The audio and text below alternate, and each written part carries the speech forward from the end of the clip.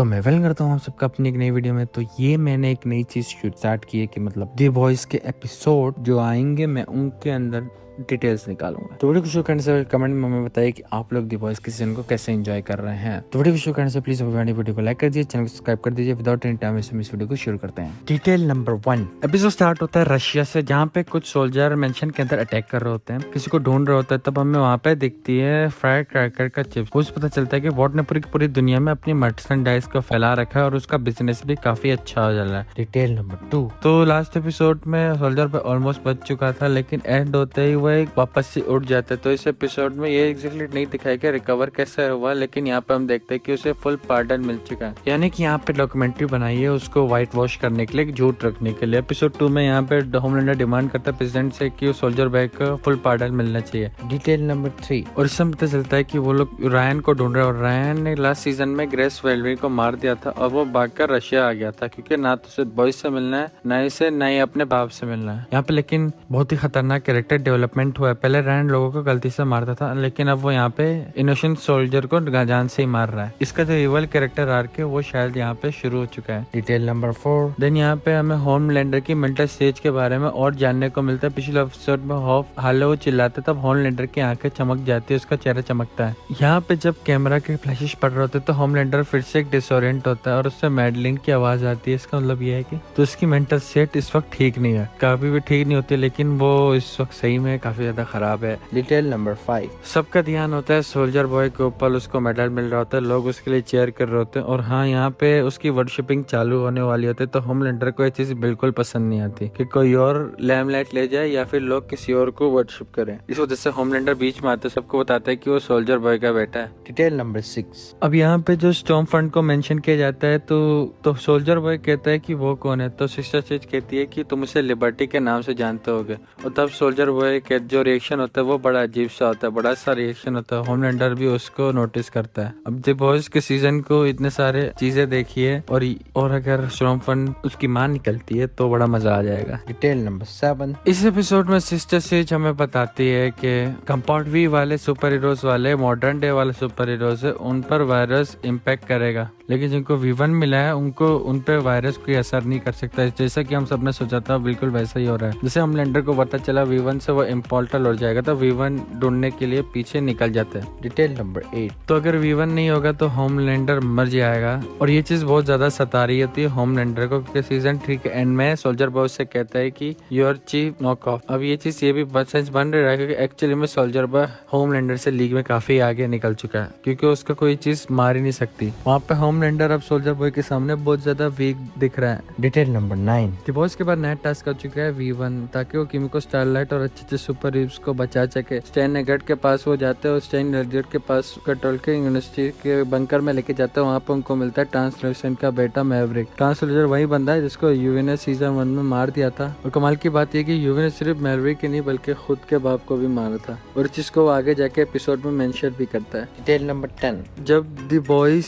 V1 की history जानने की कोशिश करते तब हमें पता चलता है कि फेडरिक वॉर्ड जिसने V1 बनाया था उसने कहानी में आगे क्या क्या चीजें करी, इन सब से रिलेटेड डॉक्यूमेंट्स है उन सबको मिटा दिया गया। और एक्चुअली में ऐसा ही हुआ था कि 1940s की शुरुआत में वॉर्ड ने जो एक्सपेरिमेंट था वो सक्सेसफुल हो जाता है। और सक्सेसफुल सब्जेक्ट कौन थी, वो थी उसकी अपनी बीवी स्टॉर्म फ्रंट। और इस समय वो नाजीज के लिए काम करता, लेकिन जब उसे पता चलता है कि वो सब हारने वाला है तो अपना दिमाग लगाता है, यूएस के पास जाता है और वहाँ के एक सोल्जर को इंजेक्ट कर देता है V1 से, सोल्जर बॉय को, यानी वो उनको इंजेक्ट कर देता है एक्जैक्टली जैसे रियल लाइफ वर्ल्ड में हुआ था, जहाँ पे नाजी साइंटिस्ट को अमेरिका अपने अंडर ले लेते हैं। डिटेल नंबर 11 हमेशा से ये बात तय थी कि होमलैंडर खुद को भगवान से ऊपर समझ, वो चाहता है कि लोग उसे भगवान की तरह वर्शिप करे और ऐसे बंदा ना हो कि कोई उसे हेट करे। इसका सिंबोलिज्म इसमें देखने को मिलता है जब मैडलिन उसके सामने आती है ऑलमोस्ट जीसस बन के। मैडलिन उससे कहते भी है कि तुम भी भगवान हो, तुम भी जीसस से ऊपर हो, तो जीसस ने जितने लोगों को नहीं बचा उससे ज्यादा लोगों को तुम बचा लेते हो, तो तुम भगवान से भी ऊपर हो। डिटेल नंबर 12 दिन यहाँ पे रायन अपनी फ्रेंड विक्टोरिया न्यूमैन की बेटी से मिलने आता है, वो रशिया से उड़ते हुए आ जाता है कुछ सेकंड में। अब अगर आपको याद हो सीजन 2 में जब होमलैंडर को पता चलता है कि उसका एक बेटा भी है तो उसको उड़ने की ट्रेनिंग देता है और रायन सही से नहीं उड़ पाता, वो छड़ से गिर जाता है। लेकिन फाइनली अब रायन भी होमलैंडर की स्पीड से उड़ना सीख चुका है, क्योंकि वो मैसेज करते ही रशिया से यूएस आ जाता है। डिटेल नंबर 13 नेक्स्ट डिटेल आती है, यहाँ पे खतरनाक वाली डिटेल आती है। वही है कि पिछले एपिसोड में AI वाला मैटर हुआ था, फुटेज है वो AI से बनाई हुई है, उसमें 6 उंगलियां दिख रही है, ऐसा कुछ भी बताया था वॉट ने। ऐसा ही कुछ रियल में भी हुआ था यूएस के अंदर। ये तो आज का सिम्पसन बन गया जहाँ पे इन्होंने पहले से प्रेडिक्ट कर लिया था कि रियल वर्ल्ड में क्या होने वाला है। लेकिन इस चीज का लेवल और भी बढ़ चुका है क्योंकि कुछ दिन पहले ही ट्रम्प ने अपनी जीसस वाली पिक पोस्ट करी थी जहाँ ट्रम्प खुद को जीसस दिखा रहा है जो खुद को लोगों की मदद कर। और इस एपिसोड में बिल्कुल वैसे ही डिजाइन वाला मैड्रिन का आर्ट भी देखने को मिलता है। तो मैं तो मानता हूँ कि हमेशा से एक पॉलिटिकल था ही, लेकिन ये फ्यूचर कब से प्रेडिक्ट करने लग गया, ये तो काफी इंटरेस्टिंग है। Detail number 14। तो बुचर रायन को लेके जाता है एक पार्क में जब वो प्लान बनाते हैं कि होमलैंडर को आखिर कैसे मारना है। तो बुचर का प्लान सिंपल सा है, होमलैंडर रायन के अलावा किसी को इंसान के लिए अपने घर से बाहर नहीं निकलने वाला। वो जो बाहर आएगा तो रायन और बुचर मिलकर उसके अंदर वो वायरस इंजेक्ट कर देंगे, उसको तो मारेंगे, खुद भी मर जाएंगे। इस दिस पॉइंट बुचर को कोई फर्क नहीं पड़ता रायन जिंदा रहे कि नहीं, क्योंकि वो बैकअप की आखिरी निशानी है, उसे बस होमलैंडर को मारना है। Detail number 15। तो रायन मिलता है बिली बुचर से और रायन को अभी भी बिल्कुल भी आइडिया नहीं होता कि बिली बुचर अब कम्प्लीटली एक सूप बन चुका है। कंपाउंड वीक के अंदर खुद के अंदर इंजेक्ट करता है। जब उसे धक्का देता है तो उसे रियलाइज होता है कि इस पॉइंट पर मैं समझ गया था कि ये सीरीज वही फादर सन वाली डायनामिक बिल्ड कर रही है जो फादर सन वाली डायनामिक बुचर और उसके फादर वाली बीच में था। यानी बड़ी टॉक्सिक रिलेशनशिप था, दोनों लोग एक दूसरे को पसंद नहीं करते। बुचर और रायन एक दूसरे को पसंद करते थे, लेकिन जब से क्रिस मैरेली वाला इंसिडेंट हुआ है उसके बाद से रायन बुचर को पसंद नहीं करता और बुचर रायन को बस यूज करना चाहता है होमलैंडर को मारने के लिए। Detail number 16। तो डीप चला रहा है साइबर ट्रक। ये रियल लाइफ वाला साइबर ट्रक चला रहा है जो एलन मस्क ने बनाया था। एनीवेज इस ट्रक में बैठा है डीप, ब्लैक नोवार, सिंडी और डॉक नॉक। डॉक नॉक में हमने जेनवी में देखा है जहाँ पे एक सिंपल सा एंटागनिस्ट वाला रोल प्ले करता है। ये सबका टास्क है स्टैन एडगर को ढूंढना जो है कि होमलैंडर ने दिया है और इन चारों को एक साथ टीम बना के भेजा। और यहाँ पे डीप बहुत ज्यादा जेलस फील करता है सोल्जर बॉय से। सोल्जर बॉय तो गोल्ड लेकिंग भी नहीं है, उसके बाल साफ कर दिए जाए तो उसका हेड शिफ्ट कर दिया जाए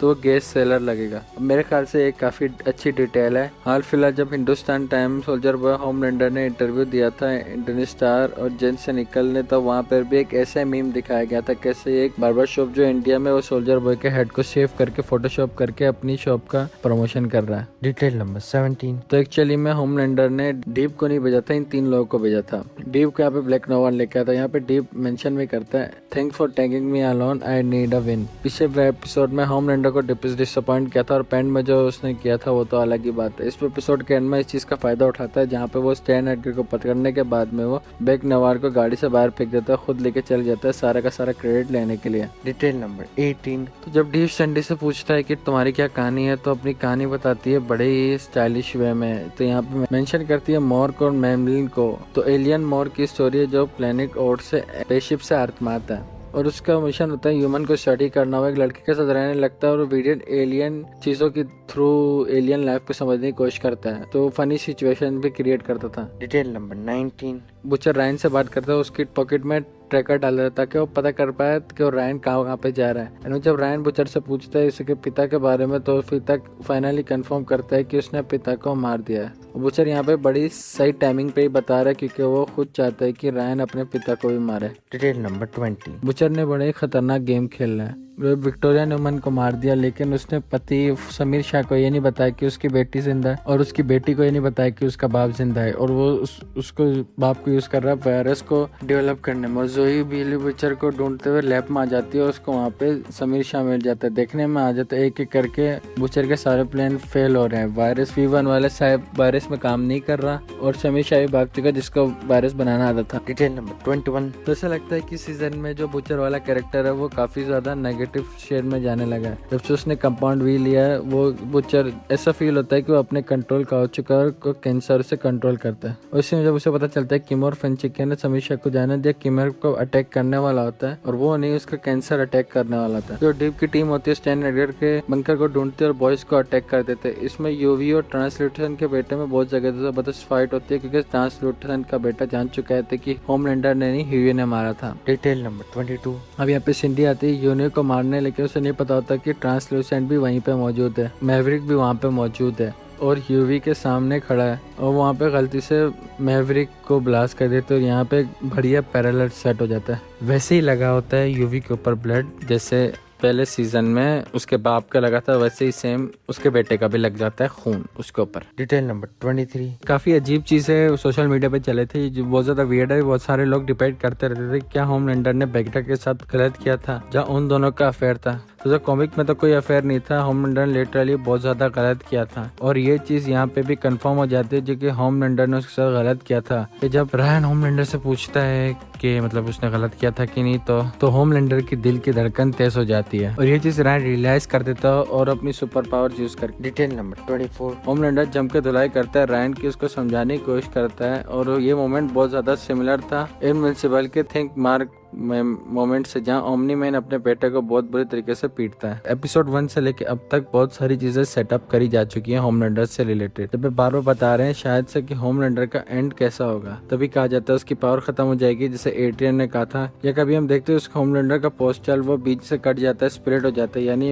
होमलैंडर के एंड में बीच में से कट जाएगा। इस फाइट के दौरान भी कुछ होता है जिसके पोस्टर जो होता है बैकग्राउंड में बीच में से कट रहे होते हैं। तो कमेंट करके आप लोग बताओ कि आप लोग क्या लगता है कि कैसे इसकी मौत होगी। मैं तो चाहता हूँ कि उसको नॉर्मल ह्यूमन बना दिया जाए। Detail number 25। तो स्टैन एडगर को डीप पकड़ के लेके आता है, लेकिन होमलैंडर के सामने आके खड़ा कर देता है। मैं एक्सपेक्ट करता कि होमलैंडर उसको मार देगा, लेकिन होमलैंडर उसको बातें करनी है। मेंशन यहाँ पे ये करते हैं कि स्टैन एडगर यहाँ पे अब अकेला बंदा है जो होमलैंडर से डरता नहीं है, इवन दो यो ह्यूमन है। क्योंकि एक सीन याद आता है जहाँ पे मीटिंग चल रही होती है वार्ड में, स्टैन एडगर होमलैंडर को बाहर जाने का कह देता है और होमलैंडर कुछ नहीं कर सकता और उसे बाहर जाना पड़ता है। और जब यहाँ पे स्टैन एडगर को गले लगाते हैं तब पता नहीं क्यों लगता है कि स्टैन एडगर अभी भी उससे नहीं डरता। इस सीजन में बहुत सारे कैरेक्टर्स मरने वाले, लेकिन किमिको फ्रेंची के रिलेशनशिप पे कुछ ज्यादा ही फोकस किया जा रहा है। यहाँ तक कि इस एपिसोड में कहते हैं कि उसे बच्चे भी चाहिए, तो ऑब्वियसली उसे मारना तो बनता है। तो हो सकता है कि ये मर भी सकती है। तो आज की इस वीडियो के लिए इतना ही। आप लोग वीडियो पसंद आएगी प्लीज हमारे वीडियो को लाइक कर दीजिए, सब्सक्राइब कर दीजिए। मैं आप लोगों से मिलूंगा अपनी अगली वीडियो में। बाय।